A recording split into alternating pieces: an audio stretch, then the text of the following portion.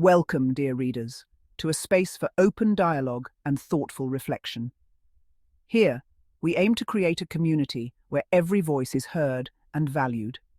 It is an honor to share these thoughts with you. In this space, we celebrate the diversity of ideas and the richness that different perspectives bring. I believe in the power of conversation, in listening and learning from one another. Through dialogue, we can uncover new insights and foster deeper connections. Today, let's delve into a topic that has sparked much debate and emotion. It's a subject that touches many lives and evokes strong feelings. It is important to approach it with sensitivity and a willingness to understand different perspectives. By doing so, we can create a more inclusive and respectful conversation. Let's foster an environment of empathy as we navigate this complex issue. Empathy allows us to connect on a human level, beyond our differences. We all come to the table with our own experiences and viewpoints. These personal stories are the threads that weave the fabric of our shared understanding. These shape how we see the world.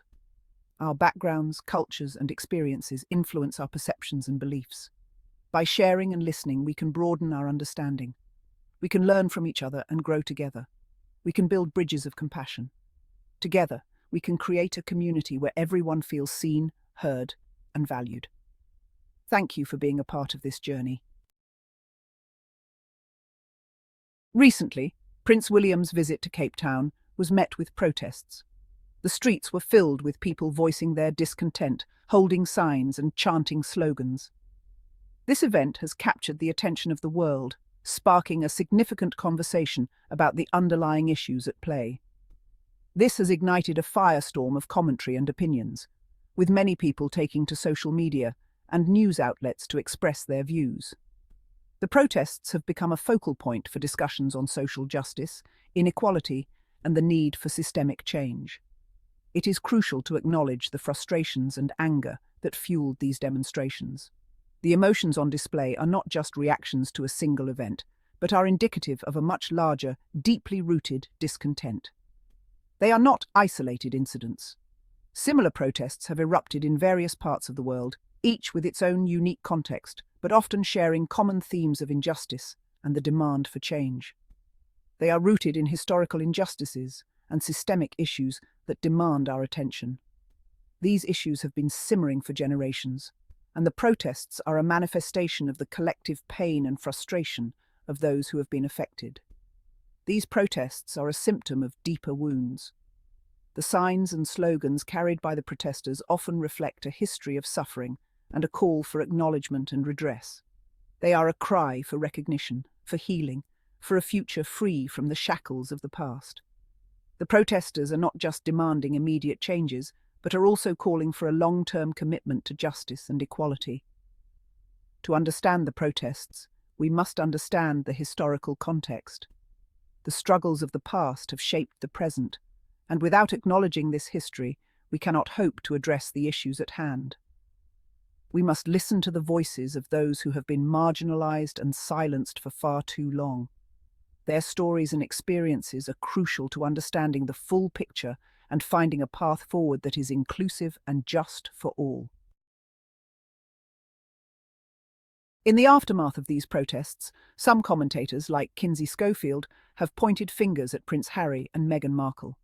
They blame the Sussexes for stirring unrest and damaging the monarchy's image. This blame is not only misplaced, but also diverts attention from the real issues at hand. It is easier to find scapegoats than to confront uncomfortable truths. Blaming Harry and Meghan for the protests is a simplistic narrative. It ignores the complex historical and societal factors at play. It is a way to avoid addressing the root causes of the anger and frustration.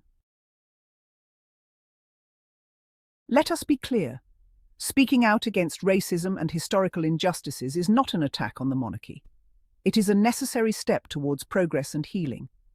It is a call for accountability and a demand for a more just and equitable society. When we silence these conversations, we perpetuate the very systems of oppression that we should be dismantling. We must create spaces where these conversations can occur openly and honestly. We must listen with empathy and a willingness to understand. Only then can we begin to heal the wounds of the past and build a better future for all. Section 5. The peril of dismissal. Dismissing issues of racism and historical injustices as irrelevant or exaggerated is not only unfair but also incredibly unproductive. When we choose to ignore these critical issues, we are essentially turning a blind eye to the suffering and struggles of many.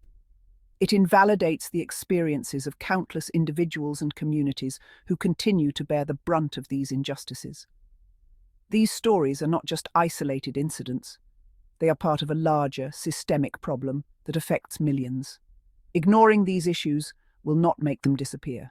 In fact, it often exacerbates the problem, allowing it to grow unchecked and unchallenged. They will continue to fester and manifest in various ways, including protests and unrest. These are not just random acts of defiance, they are cries for justice and equality. We must acknowledge the deep-seated pain and trauma that these injustices have caused. This pain is often passed down through generations, creating a cycle of suffering that is hard to break. We must listen to the stories of those who have been marginalized and oppressed. Their voices have been silenced for too long, and it is time for us to give them the platform they deserve. We must validate their experiences and stand in solidarity with them.